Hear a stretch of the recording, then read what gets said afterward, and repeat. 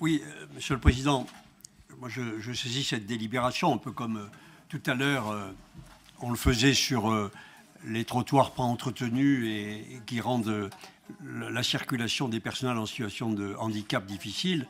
Peut-être qu'on me dira que c'est faux, mais là encore, il y a un commerçant emblématique que Mme Schumann ne peut pas ignorer, qui s'est exprimé publiquement, et donc qui en a fait une expression publique, qui est un commerçant de la place Sainte-Claire, un maraîcher très ancien, qui a expliqué qu'il avait perdu 50% de son chiffre d'affaires.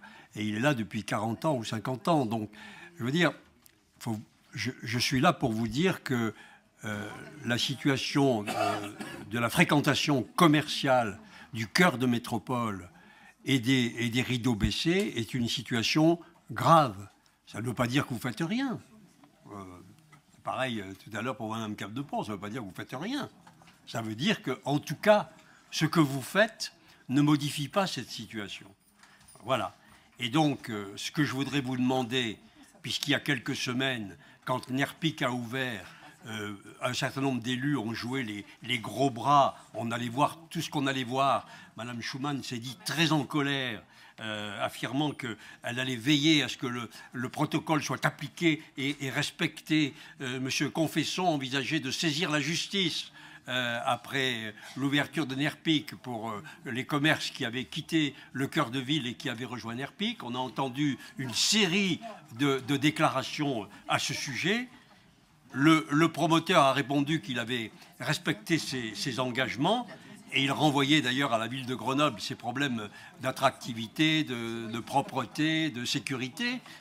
Mais ce que je vous pose la question, puisque vous parlez du commerce de demain, c'est par rapport à ces déclarations tonitruantes qui ont été les vôtres et celles de quelques élus, quels sont les résultats? Où en est-on? Parce que vous ne pouvez pas ignorer, je ne pense pas que ce soit une fake, qu'il y a un certain nombre de rideaux baissés et que c'est assez inquiétant, le nombre de rideaux baissés dans le cœur de métropole. Il y a plusieurs causes, nous en sommes bien d'accord, mais parmi ces causes, il y a l'attractivité extérieure qui a été renforcée, il y a les difficultés d'accès au cœur de ville et au cœur de métropole et toutes les problématiques de sécurité et d'entretien d'espace public. Donc aujourd'hui, vous évoquez toujours ce commerce de demain, mais pour parler du commerce de demain, il faudrait qu'il y en ait un certain nombre qui perdurent.